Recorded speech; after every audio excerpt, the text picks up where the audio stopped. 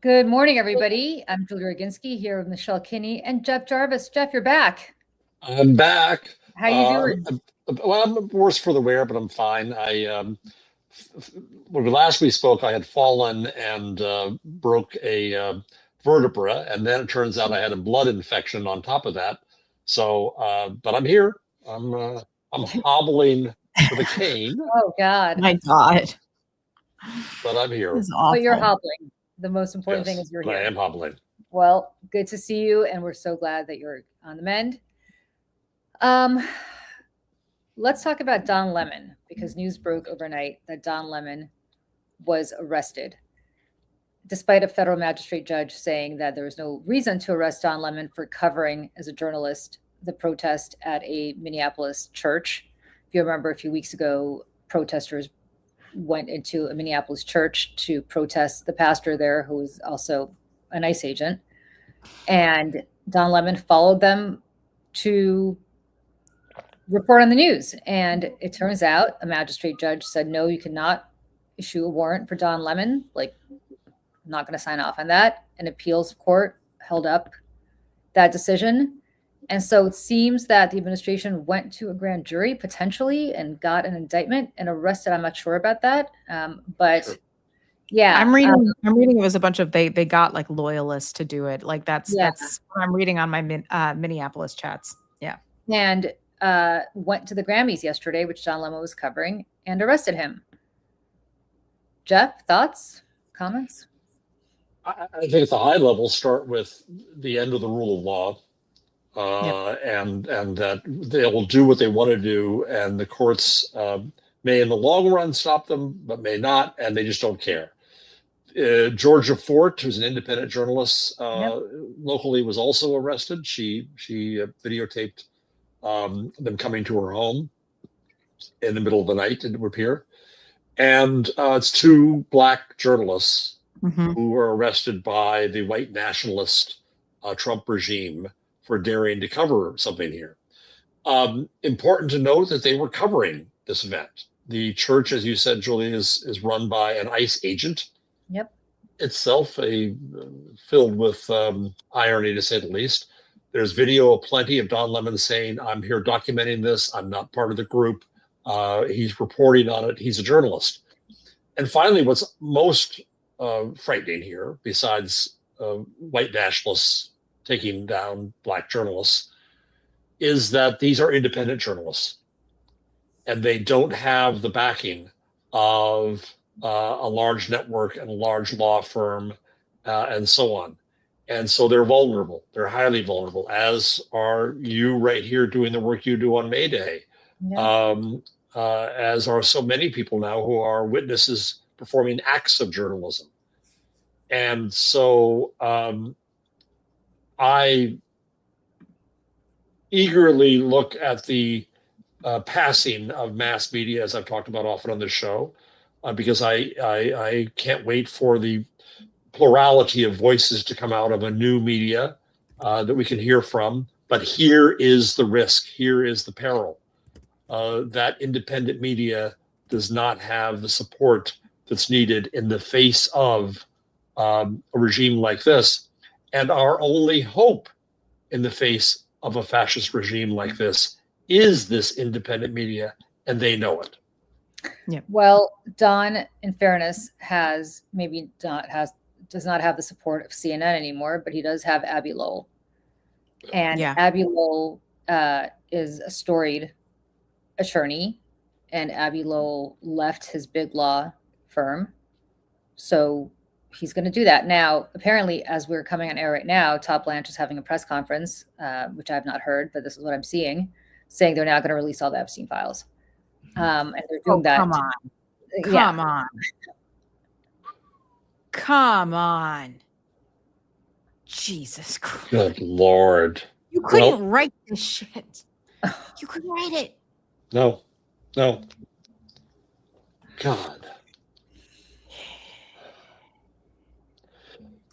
I'm trying to turn on my closed caption. Yeah, I'm trying to get it up here. What did you see in any story, any excuse? I They're guess just it's not gonna do it. time. I guess the excuse is that they don't want journalists covering that and Don Lemon at the same time.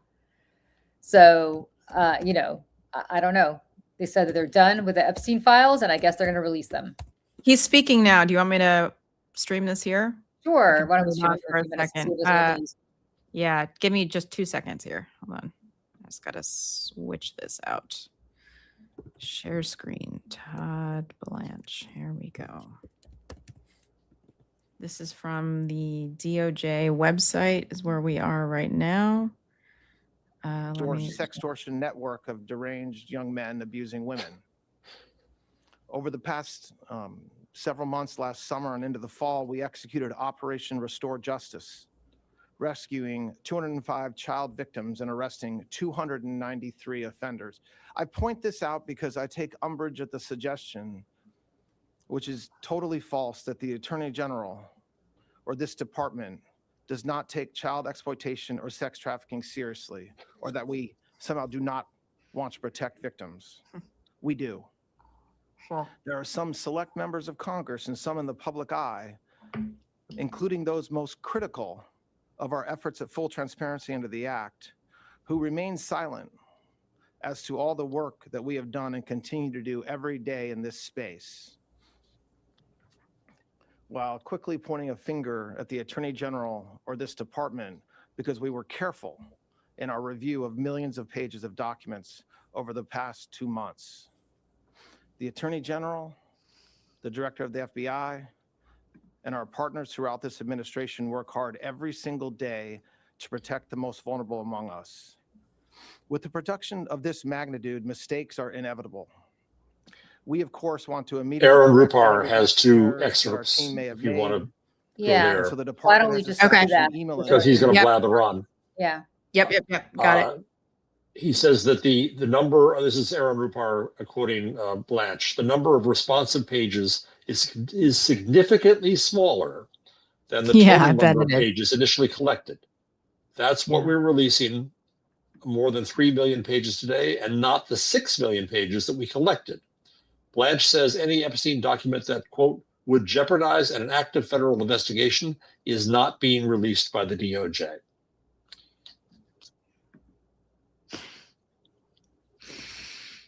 Cool.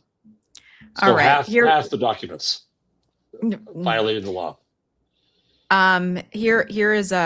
Here's my Twitter here. Let me play this first clip here.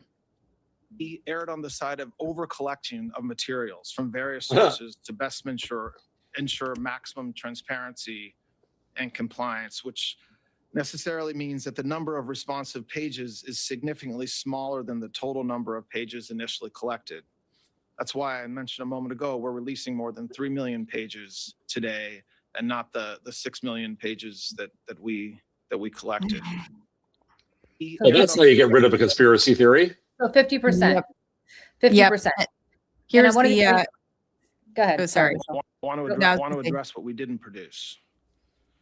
The categories of documents withheld include those permitted under the Act to be withheld. Files that contain personally identified information of victims or victims' personal and medical files, and similar files, the disclosure of which would constitute a clearly unwarranted invasion of personal privacy. Any depiction of CSAM or child pornography was obviously excluded. Anything that would jeopardize an active federal investigation. And finally, anything that depicts or contain images of death, physical abuse, or injury, also not produced. death. So, well, let me back up. What active federal criminal investigation? Because the only one I know about that they're doing is apparently, I think, into Bill Clinton and other Democrats. Yeah, that's the irony, isn't it? Yeah. So what exactly are they talking about? Are there others that we don't know about? Because Ghislaine Maxwell dropped a bombshell yesterday, and it's not a coincidence that Todd Blanche is having this press conference today. Yep. There were settlements with 25 men, according to what she said, and 4 potential co-conspirators. And who are these 25 men? Who are they? Settlements, say some more, Julie. Settlements by whom? Well, according to Ghislaine Maxwell, settlements by Jeffrey Epstein. Epstein. Or I'm sorry, no, received cushy plea deals with the government. I'm so sorry, not Epstein. Okay. It was with the That's- government. Yeah. With the government. Cool. And the other question I have for Todd Blanche, which I think is interesting, is who does he consider a victim? Because this Justice Department considered the men who were accused of this, but not prosecuted or convicted to be victims, Yeah. right? Yep. Look, we're going to get jack shit. We're going to get a Yep. whole bunch of redacted bullshit. Mm-hmm. If we're going to get anything at all. Yep. And, you know, these are the questions that I think nobody is asking in the mainstream media. I mean, these are very fundamental questions. Who does Todd Blanche consider to be victims? Is it just the young girls and women who were sexually assaulted and trafficked by Jeffrey Epstein? Or do you consider Mr. Deputy Attorney General to be victims, anybody else? And if so, who is it? Fundamental question to ask. And you're right about mainstream media have dropped this story. It was squirrel. Yeah. Yeah.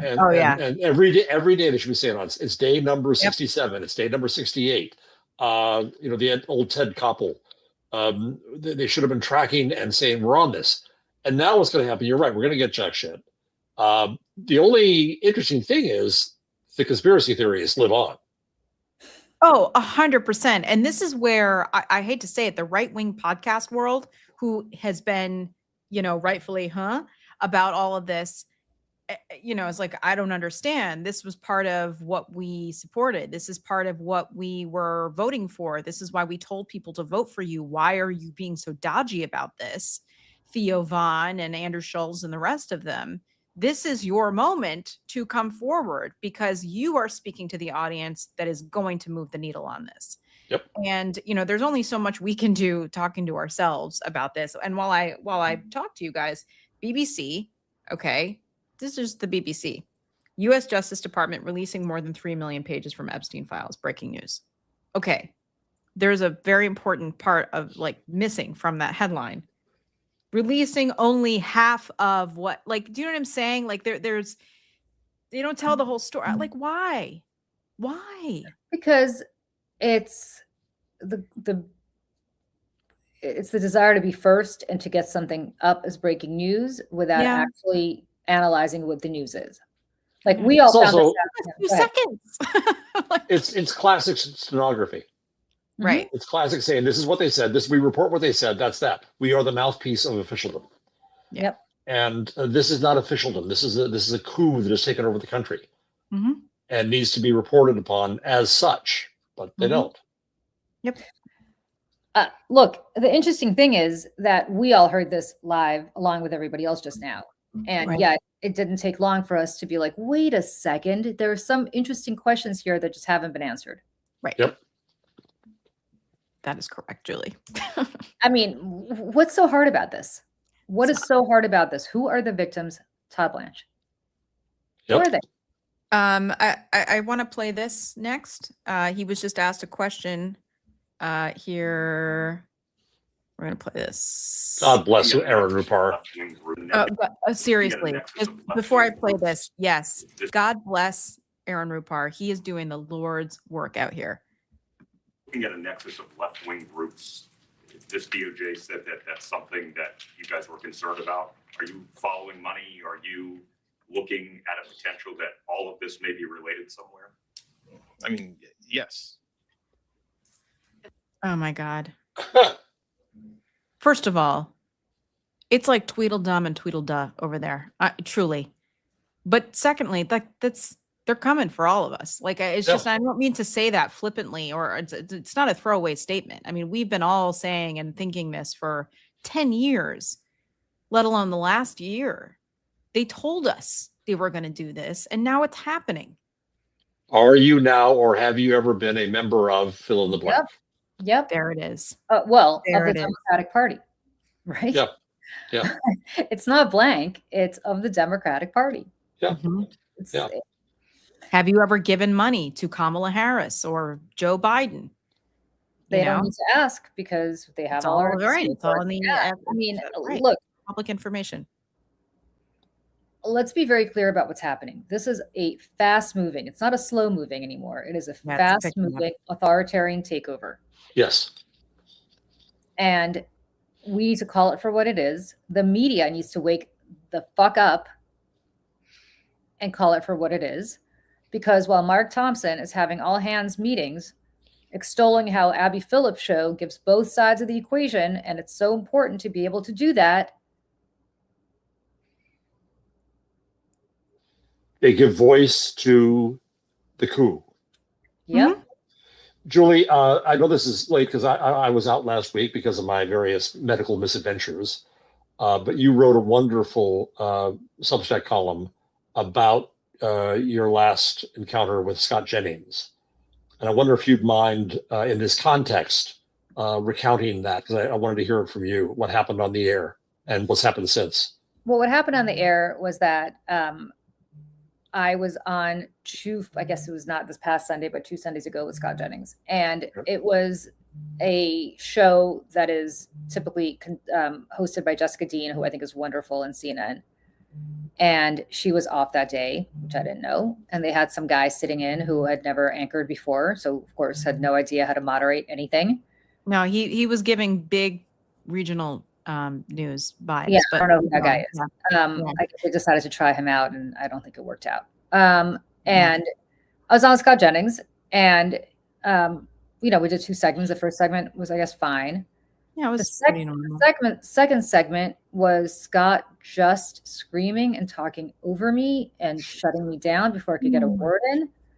And finally, at some point, I was like, Scott, you want to talk? Go ahead and talk. Like, I'm just going to not say anything. And then, he continued to be rude and just completely abrasive. And this guy was not shutting him down.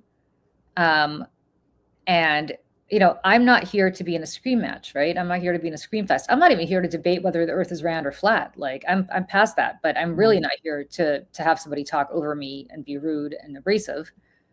And ultimately it ended with me saying that people like Scott and the people he supports were the same people who on this bridge in Selma, Alabama, were fire hosing protesters. And of course, Scott jumps in. Thanks for reminding everybody those were Democrats. Those were Democrats. Like, haha, you got me, Scott. Yeah. Just And assuming that all the viewers are stupid and don't understand. Yeah. And of course, then he proceeds to cut the clip. He waits a couple of hours. He cuts the clip that basically shows that, he's sticking it to me by trapping me. Oh yeah, I got Julie. It was all, Democrats. Haha. Isn't it funny? That was the Democrats who shut, And I was like, you know what? This has just reached a level of bullshit that I think CNN needs to be called out on. And I fully understood that I would never be allowed back on CNN again after I wrote that. I fully understood that Scott Jennings will be there ad nauseum for reasons that I outlined in my column. But I also thought it was important for people to understand who they're dealing with and the kind of person he is. Yes. And what CNN does not understand, and they should understand, is I guess there are people who are really desperate to be on television. And if I had been desperate to have been on television, I would have gone along with Roger Ailes. I'm not that desperate to be on TV. Like, don't need to see my face there. And to be honest, CNN is struggling. And I think I bring more to CNN than CNN brings to me. Like, I have a Substack that gets more subscribers than CNN gets in the demo. It's just reality. I'm not, this is like, all fact. That's not hyperbole. And so people know, like, you can look and see, like, how many people are watching every given hour. And it's not that many people. It's not that many. And so, like, I thought, okay, obviously there are people, I know there are women who feel the same way, because there are women who have been on text chains with each other that I've been on, talking about how Scott Jennings is particularly nasty to women. And most relevantly, when they stick it to him, because the women who stick it to him most, suddenly those women never appear again. Have you heard anything, if I may ask, from CNN or anyone there? Nope. Not a word. Not a word. But I do think that you opened the floodgates, though. I did open the floodgates because I did. And, God bless to all the people who are going to follow me on Abby Phillips' show, who are going to be able to stick it to him because they feel more comfortable doing that now. And all the people who spoke up on that all hands meeting about Scott Jennings, like, you're welcome. Yeah, can But you we're talk? still- Can you talk a little bit about that? How Just about in case Yeah, so people there's an all don't hands know? meeting. I mean, Oliver Darcy, I wasn't there, obviously. Oliver Darcy reported it. It was an all hands meeting that Mark Thompson, the head of CNN, conducted, I think, 2 or 3 days ago. Okay. And it's fascinating that the journalists there don't have the courage to say to Mark Thompson, "Hey, Mark Thompson, this guy's not a good look for us. Right. Like It he's not. hurts us. He hurts us. He's not not a good brand- look for us." And I brand want to be safe. clear again, and I said this in my column over and over again because I believe it's true. It's not because Scott Jennings is a Republican. David Urban is a Republican. Shermichael Singleton is a Republican. They have plenty of Republicans on the payroll there who I don't agree with at all, but they are respectful and they're decent in the way they speak to you. I don't know if they're decent people in real life. I don't know them, but they're decent in the way they speak to you. And they don't lie in ways that are just obscene and therefore demean the network. So this is not about anybody other than Scott Jennings. And, you know, ultimately, I guess somebody at CNN, I don't know who, Oliver didn't say, had the courage to say, "Hey, can we just talk about Scott Jennings for a second?" And this is what they talked about, which I think is absurd. Scott refers to them as illegal immigrants, but that goes against our standards because we're supposed to refer to them as undocumented migrants. And shouldn't we like have consistency as to how we refer to people? Like there's a standards protocol that we have here. And Mark Thompson, parentheses, former head of the BBC, former head of the New York Times, I think on the board of 23andMe, like a guy who's had real jobs in the world, said, Yeah. no, we don't police our contributors the same way that we police our journalists. And Even though he is a paid, highly paid staffer of CNN. Yeah. well, he's a contributor. I don't know if he's W2, but he's a contributor, right? He was what I used to be at Fox. And so he's a very They pay him to pay speak. him. Oh yes, they pay him. A lot. And then he proceeds to say, "Oh, and by the way, I think that Abby Phillip, you know, the show that he's on, Abby Phillip, is just a great show because it allows people to talk to like 50% of the country or some bullshit like that." And Meanwhile, Kevin O'Leary was on this last week, Mr. Wonderful, Yeah. and I forget who it was who said that ICE has white nationalists in it, and he went berserk Oh yeah. and Yeah. wasn't really challenged. Tiffany Cross said it. Thank you, Tiffany Cross. Thank you. Yeah. Yes. Yeah. you know, I'll tell you this: I heard from a lot of the women at you know, not who work for CNN, but a lot of the women who were shut down by him in ways that are really obscene and awful, and who are not ever on air with him anymore, because I guarantee you he calls producers and or whoever the head of booking is at CNN and tells them not to book those women anymore. Oh yeah. I mean, that's the cowardly part of him, is he doesn't actually want to be booked with people who stick it to him. Yeah. Well, Julie, once again, I envision you leading a parade of honorable women Thank you. fighting against the stupid white male patriarchy, and where it's led us. So thank you. I mean, thank you for saying that. I didn't do it to lead anything. I No. just, you know, I wrote it. I don't think That's I've how ever, leadership happens. yeah, I don't think I wrote anything as quickly in my life. I mean, I literally got off the air and was so pissed off that I was like, I got to get this out of my system. I showed it to my husband. I said, "Do you think I should publish this?" And he said, "Oh, you might want to sleep on it." And I said, "Yeah, I don't think so." And just hit send. And Yep. I will say that column has been read by well over 1 million people now, which is much more than CNN gets combined for all of their primetime shows in the demo. So again, I ask CNN, what is this for that you have Scott Jennings here, other than they're terrified that they're going to be taken over by the Ellisons or by Barry Weiss, or spun off to be taken over by some, you know, who God knows what, and then Scott will be ascendant and they'll all be fired. I mean, they're sitting here in terror. Mark Thompson is sitting there in terror of Scott Jennings. Yeah, I want to get in a second to Barry Weiss's new hires, but just to mention parenthetically, this disease hits during certain day parts on MS Now. Yeah. Where last week, both Morning Joe and Katie Tour had on Representative Lawler, the odious Mr. Lawler, who was defending the ICE actions because we have to do something about the sodomy in the streets. Both times. Wags on the socials mentioned that there is this effect of shrinkage when it's really cold out, but we'll leave that aside. It's bigotry. It's a lie. It's bigotry. It's horrible. It goes unchallenged. The fact that they feel the need to invite him on, they do not challenge him when he says this crap. We have to challenge them when they do that. But there are homes for them. It used to be just Fox News and the people you had to deal with there. Yeah. It used to be the fringy Newsmax. Now they can appear on CNN. They can appear less frequently on MS Now. And of course, now there's CBS and Barry Weiss hiring nut jobs to be her commentators. Niall Ferguson, right-wing ideologue, and then a new medical commentator who doesn't believe in germ theory. Cool. I feel safe. Mm-hmm.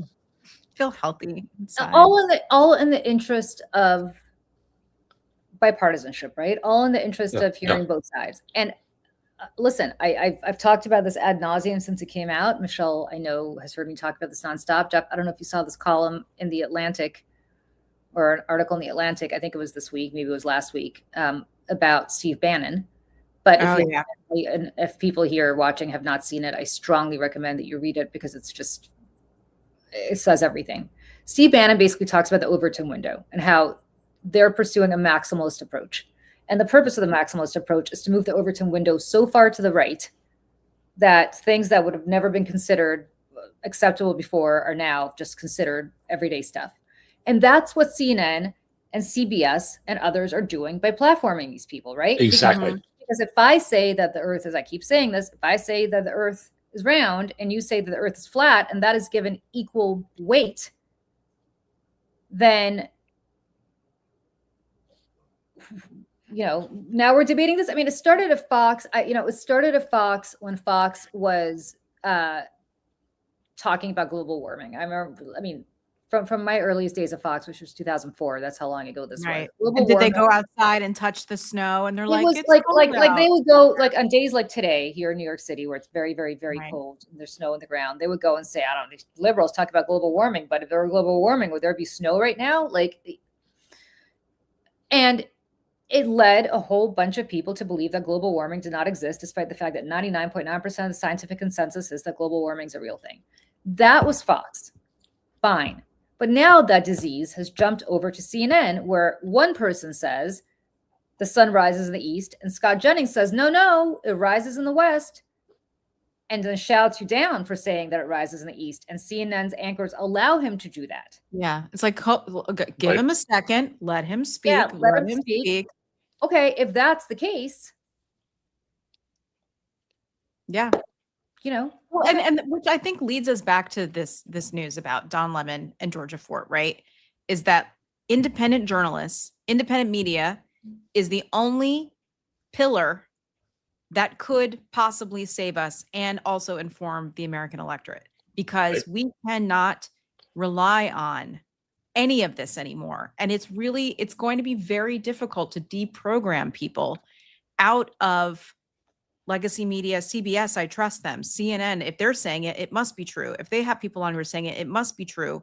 Instead of going to more reputable independent journalists like Don Lemon or someone like Georgia Fort or any of the other, people out in the streets telling the stories, like war correspondents at this point. I mean, honest to God, the people out there with cameras in Minneapolis in the streets. And so, CNN, CBS, they're all bought and paid for. And these people have corporate overlords who are telling them what to say or what they cannot say every single day. And it puts all of us in grave danger. Grave danger. Yes.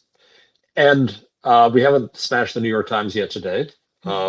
Let's get to it. But just a minor note, because I think it's because the Overton window smashing and the both sidesing are part of the same ailment. Right. Yeah. Right. It has the same effect. My friend Mark Harris quoted the New York Times editorial about the murders of Good and Preddy. And they said the temperature in Minneapolis is dangerously high. There's an urgent need for federal agents to step back and take a breath before Americans are hurt or killed. And then they add that they feel obliged to add this sentence. Those protesting the Trump administration have an equal obligation to avoid violence. What? Yeah. And so there that is how it's normalized. That is how the stormtroopers are normalized alongside the poor people trying to just live their lives or exercise their rights while we still have them in this country. And so Solidarity has an equal right to the communist regime in Poland of not engaging in violence. Right. What? Right. What? They failed us. They failed us constantly. And again, going back to Don Lemon and Georgia Fort, the hope we have against this is independent media, and independent media are vulnerable, and independent media are now under attack directly by an authoritarian regime. Mm-hmm. Now, I think it's important to also say, quoting Martin Niemöller, first they came for the immigrants.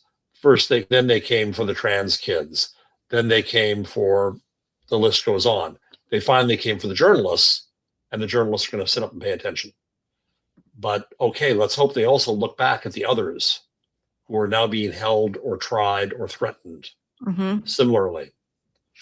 Well, are they paying attention? Because, you have a whole bunch of right-wing journalists out there, who are going out there and saying, Don Lemon got indicted by a federal grand jury, and so this is, all by the book, and so on and so forth. And you reap what you sow, Don Lemon. And I want to just speak to those people directly.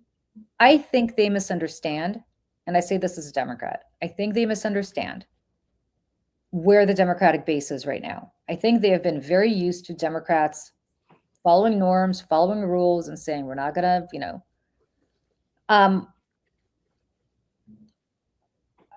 one Democrat who will not follow norms and rules anymore. Like, you break it, you own it, my friends. And the next Justice Department will go after all of you. I hope to God you have crossed every T and dotted every I. I hope every penny of your taxes is accounted for.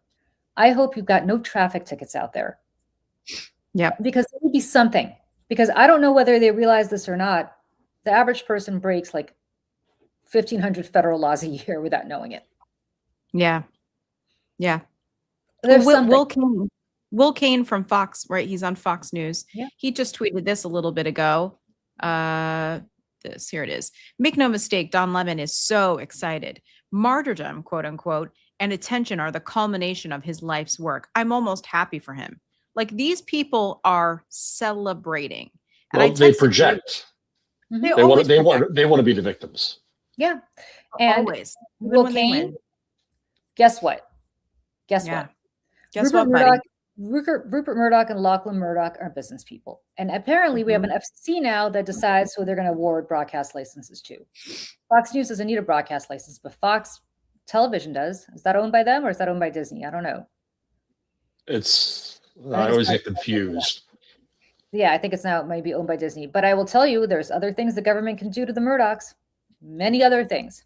I don't know. Why don't we reopen Rupert Murdoch's immigration papers? Right? We're doing that with Ilhan Omar. Yeah. He's incited domestic terrorism. Why not? I mean, look what the white. Sorry, go ahead. I'm just going to say, like, they don't understand that when they do this, they have created, because Democrats have never in their lives done this before. Nobody in their lives ever expected that Democrats would fight back, because Democrats never have. Chuck Schumer caved last night, once again. Chuck Schumer's not who we're electing anymore. Understand. And there's not going to be one president in the White House that I or any other Democrat that I know will support who is going to go back to the old days. We want justice. Well, even in Minnesota, the negotiations begin with Tom Homan. That's going to be in bad faith. The starting point of that is, can you take a few away? No, the starting point should have been, get the fuck out of Minnesota. Yep. That's the starting point of negotiation. But when you start down here, you're screwing yourselves. It's the Overton window, right? Right. It's the Overton window. Speaking of, look at what the White House put out. When life gives you lemons with chain emojis, And then Oh, a picture of jeez. Don Lemon. Don Lemon arrested for involvement in the St. Paul church riots. First of all, it wasn't a riot, it was a protest. Wasn't a riot. Second of all, he was there covering this event as a journalist, as a member of the press, for which he is supposed to have freedom to exercise that right. And the fact that, again, this is a Black journalist, and they very deliberately put chains in the copy of this tweet should discuss and shake everybody to your core. Yes. But there's no any norms we had Out the window. are gone. That's the point. They freed them. The whole cancel culture thing. We felt we had to play along with it. No, okay, well, let's be more cautious now. Let's be more. No, there was a strategy going on, and we got took. Yep. We being media. Yeah. Um, Yeah. Listen, it was there's always a dog whistle, and I feel like we always fall for it in some way, shape, or form. And that starts with Lee Atwater and him talking about, we can't say the N-word anymore, so we're going to say states' rights, or we're going to say forced busing. And then it became CRT, and now it's DEI. And now they just come out and say it. They're just coming out and saying it again. And, and every single time we're so afraid of losing people in the middle that we bend the knee every single time, instead of forcing and creating a permission structure for people to say, no, we're like, this is insane. We're not gonna go down this road with you. that's part of the Overton window progress, Michelle, is exactly that notion of the mythical middle. Right. The idea of the center. Mm-hmm. And, oh no, I'm not like them or them. I'm declaring myself in a center. Mm-hmm. And the center that they see moves, and you cannot be centrist and neutral in the face of fascism. There's no such thing. There's no center when fascism is involved. And I want to, Michelle, I just sent you something. You can show it up on screen, because I want to put this. Apparently, this is one of the emails that was released from the Epstein files this morning. Oh. I just want to throw this up on screen because I have several questions pursuant to our conversation earlier today. From blank to blank. Alert. What does J.E., which is Jeffrey Epstein, think of going to Mar-a-Lago after Christmas instead of his island? Right? September 24th, 2012. What does J.E. think of going to Mar-a-Lago after Christmas instead of his island? Okay, first of all, I didn't realize Jeffrey Epstein was still going to Mar-a-Lago in 2012. I had thought that relationship was over a long time ago. Supposedly, right? But more relevantly, and this is the part that I think the media should be on right now. Why is the name redacted of who sent that email and who received it? Right. Why? Are they victims? Are they victims? Why? Are they going to claim an ongoing investigation into? So I'm going to throw this up here. I've been following along on Aaron Rupar's Twitter. And if I can get this to unfreeze, hold on, remove. There it is. Okay, let me just play this here. You said in your remarks that you've withheld some documents because of ongoing investigations. I've done this long enough to know you can't comment on ongoing investigations, but can you say a little bit more? Because as you know, the department has been criticized for not bringing charges against more people. Are there still open investigations related to Jeffrey Epstein? So what I was laying out in my comments is the statutory, what the statute talks about what we can withhold and the reasons we can withhold it. I wasn't pointing to any particular, I wasn't trying to be coy or otherwise suggest there's some investigation. As you all know, Jay Clayton in New York is in charge of any potential investigations, and I'm not going to comment beyond that on that. Clayton. Excuse me? You were referring to Clayton's investigation. I wasn't referring to anything. I was just saying that Congress, in their wisdom, allowed us to withhold documents if there were ongoing criminal investigations. That's one of the 4 reasons. I wanted to make clear with respect to any national security information that we were not withholding. There's not some tranche of super secret documents about Jeffrey Epstein that we're withholding. We're actually not withholding anything based upon NDI. Really? Sure. Sure. Well, if that's the case, why are those names redacted? Mhm. Right? Was it one victim sending something to another victim? One object of an investigation to another object of an investigation. We need Here, a special master mhm. to ask all these questions, because obviously they have no trust. Right. Here's another clip here. Very quickly, can you assure the American public that President Trump, like every other prominent person whose name came up in relation to the Epstein files, that all documents, photos, and anything relevant to him connected to the case are being released? I mean, yes, I can assure that we complied with the statute, we complied with the act, and there is no, we did not protect President Trump. That's not we an didn't answer. protect or not protect anybody. I mean, I think that there's a hunger or a thirst for information that I do not think will be satisfied by the review of these documents. And there's nothing I can do about that. But President Trump, of all the people in Washington, D.C. and around this country that have said for years the same consistent message about Jeffrey Epstein as President Trump. And so there's not been a change of course or anything, and certainly his direction to the American people and the Department of his direction to the Department of Justice was to be as transparent, release the files, be as transparent as we can. And that's exactly what we He sounds like he's at a cabinet meeting. Oh, 100%. It sounds like he is 100%. parsing his words because he's worried about saying something that's going to get him indicted. When and if the statute of limitations, which is a 5-year statute in most federal criminal cases, he better pray to God that a Republican is in office in the next 5 years, because there's no more Merrick Garlands out there. There will be a revolution if another Merrick Garland gets appointed. I mean, these indictments better come down in the first year. They better be going through and getting ready for these indictments now.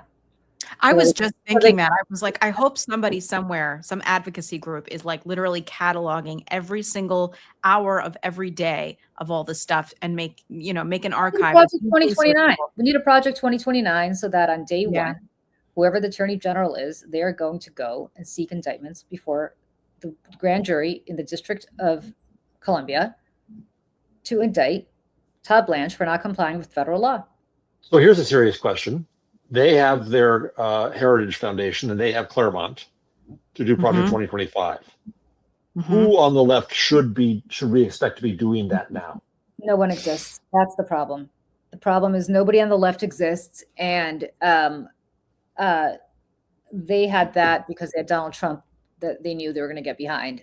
And the key is you need a buy-in from the principal, and we don't know who the principal is going to be, but I will not support any potential principals unless they promise to seek indictments. And I don't want to hear about how that's going to prejudge a case. And I don't want to hear how the president's not supposed to get involved in the workings of the Justice Department.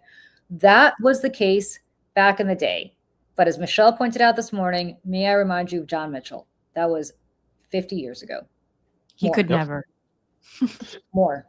Well, you know what? I have two other fears. I have many fears. Two other fears in relation to this. One is destruction of documents. Trump doesn't put anything in writing. He destroys documents. Everyone through the Justice Department is. And the other thing that's going to happen is that they will successfully force out any decent lawyer in the Justice Department. So there will be no witnesses and whistleblowers left who will be in the room when these bad things happen.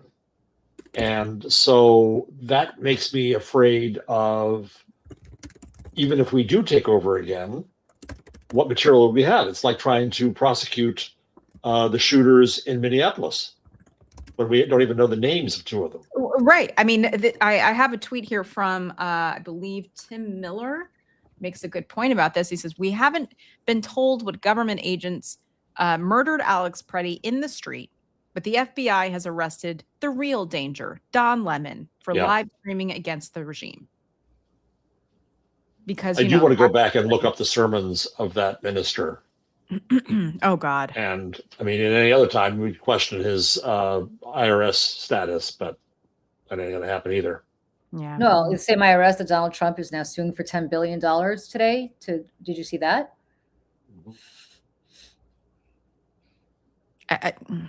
Here's another clip, by the way. Todd Blanche is addressing the Don Lemon situation. Hold on. I have anything to share about that. And to follow up on that, do you have a reaction to the arrest of Don Lemon overnight? Do you have a reaction to what? To Don Lemon's arrest overnight? Do I have a reaction to it? I don't know what that means. What are you looking for me to do? Jump up and down? No, I don't have a reaction to it. I don't know that the charges are unsealed yet. So no, I can't. I'm not going to comment on that. Thank you. I have anything to share. Thank you. We're not going to have any follow-up questions on that anymore. Yeah, sure. Yep. Oh, sorry. There's just a lot of good stuff here. I'm just going to keep playing. Sorry. This is Again, God bless Aaron Rupar. Yeah. So just to clarify, is the public going to learn the identities of the men who abused the girls with the information that you're releasing? And if not, why not? And then I have a quick follow-up. I mean, you just baked in an assumption into your question that I have never said and I don't know to be true. Is the public going to learn about men that abuse these girls? Like, what does that mean? I mean, I don't understand what that means. I mean, Well, I mean, they're the men who abused the young women through Epstein's. Look, we said in July, and it remains as true today as it was in July. If we had information, we meaning the Department of Justice, about men who abused women, we would prosecute them. Right? We talked about the work that we're doing. That's why I said that. I said this earlier. There's this built-in assumption that somehow there's this hidden tranche of information of men that we know about that we're covering up or that we're choosing not to prosecute. That is not the case. I don't know whether there are men out there that abuse these women. If we learn about information and evidence that allows us to prosecute them, you better believe we will. But I don't think that the public or you all are going to uncover men within the Epstein files that abuse women, unfortunately. How can you have thousands of victims, but there's no victimizers? There's thousands of victims, no victimizers, and like we know Prince Andrew was one of the accused. yes. Are we looking into Prince Andrew? Like or whatever the hell his name is now, Andrew Mountbatten Windsor. Are we looking into him? Like that's one. Are we looking into Lex Wexner, who allegedly was engaged in this? Are we looking into some of these men against whom we know there are public allegations? Or do they think these victims abuse themselves? And you know that there's more coming. Well, so this is going to go off a little bit, and I'm not accusing him of being a victimizer because I can't imagine him in that position. But nonetheless, David Brooks appeared in the Epstein files. Yes. And guess what happened today? David Brooks leaves the New York Times. But he goes to the Atlantic. He goes to the Atlantic. He's going to the Atlantic. I don't The get it. House of Hot Takes. Well, Yeah. listen, did you guys see the Vanity Fair article the other day about Kash Patel's girlfriend? What about her? I know. The headline literally says, and I'm paraphrasing part of it, I don't know the whole thing, but it referred to her as literally the first lady of the FBI. I did see that. You said that to me. Mm-hmm. The fashion story. Yeah, just, she's a singer and she's this and that, Yeah, I mean, meanwhile, I'm happy to say in the last few minutes that we have here, apparently Boston's biggest theater Yes. did not sell one ticket to Melania, the movie. In Colorado, apparently only 2 tickets were sold. I unfortunately looked at my local cinema here in New Jersey Mm-hmm. and checking in on tickets available, and there were a dozen and a half seats filled, which I will disappointed say, me. I checked the 42nd Street AMC on Fandango Mhm. this morning, which is just, if people don't know New York, that's like kind of central. It's a big movie theater kind of. Times Square. Yeah, it's in the middle of Times Square. There were maybe 5 seats, I think, the time I looked at it. They were right in the middle. And there was 3 here and 2 here, and like that was kind of it. And that was for the 7:30 viewing, which is kind of prime time. So Besides Bezos spending a fortune buying this wonderful property and then spending another, I think, $35 million promoting it, we've seen the ads again and again and again. it's also worth mentioning in relation to Epstein and in relation to Me Too, in relation to the movements, that Brett Ratner has used this as his path back. Mm-hmm. You know, Oh, yeah. I want to talk about that because, as people here might know, I in my not so spare time run a nonprofit that has to do with silencing mechanisms.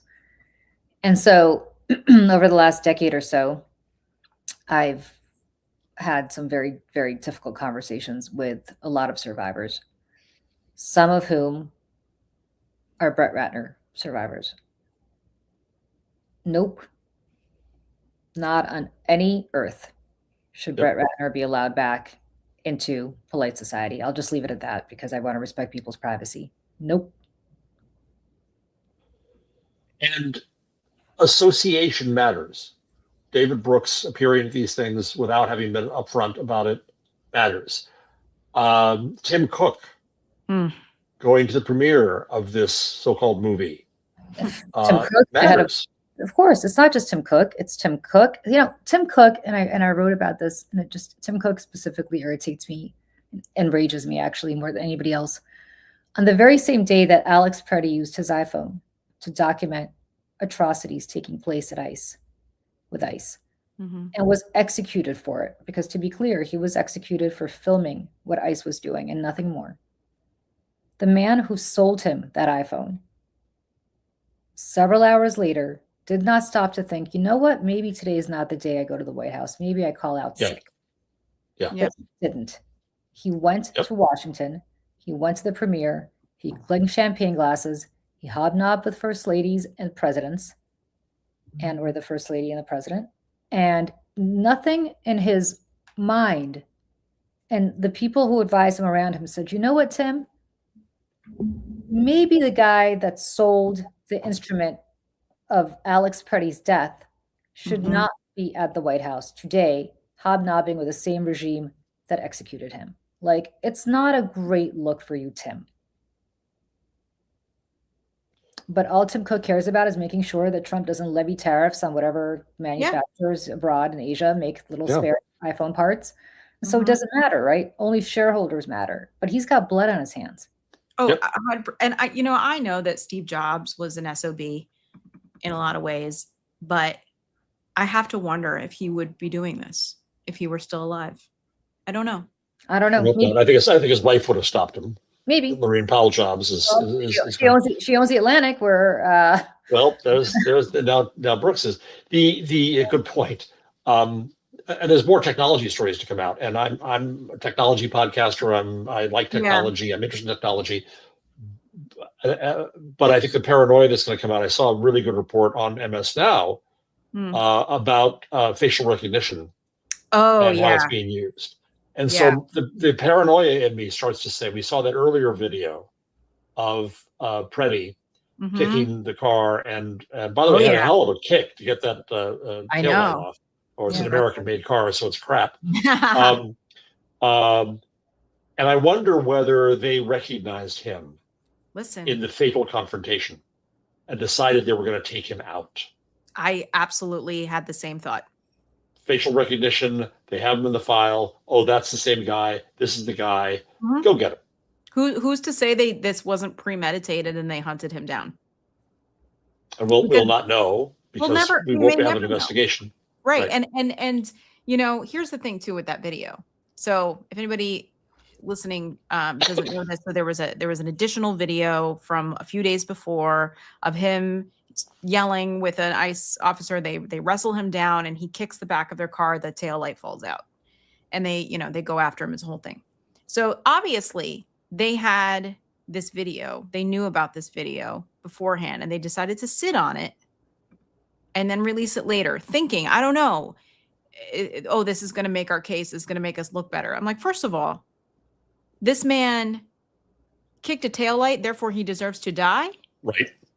But second of all, I think it makes Border Patrol and ICE look even worse because it looks premeditated now. It looks like they planned it and took him out. And the fact that we still don't know, what we were just talking about, we still don't know who these people were. I will say in some of the Minneapolis chats that I'm on, this little group of goons. They all travel around together. People have seen them out and been able to identify them by clothing in other places, and have seen some of them with their masks off. And I've seen pictures of them without their masks on. So I think it's only a matter of time until the public knows who these people are. Facial recognition can work two ways. Correct. But and this also, you know, it makes more sense now, because I remember even a couple weeks ago I saw a video of like an ICE officer holding his phone up and taking a picture of this woman or something, and it looked strange the way that he was doing. And then separately, there was another video that went viral where this ICE agent said to a woman, "We're putting you on a list of domestic terrorists." So if So- you even appear Yeah, at a demonstration, wear a they mask, got guys. you.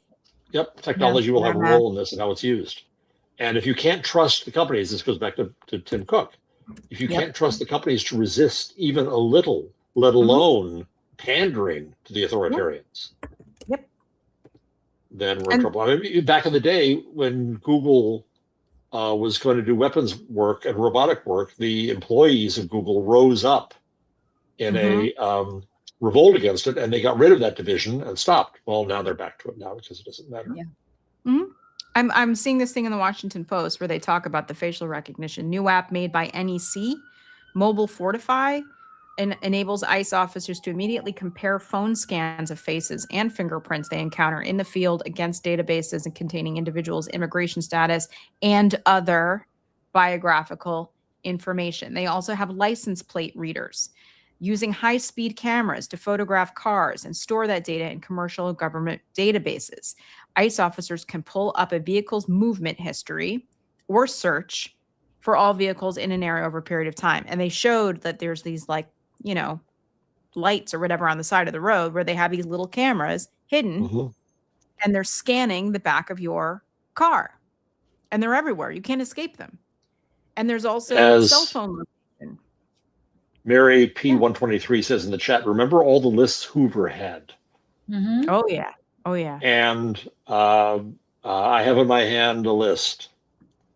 Right. Well, now they don't only have the list; they have your biometrics. Yeah.